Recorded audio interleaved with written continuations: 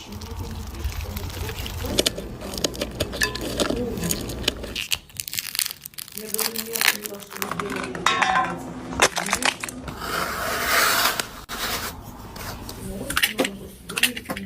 я понимаю, что чем больше мы начинаем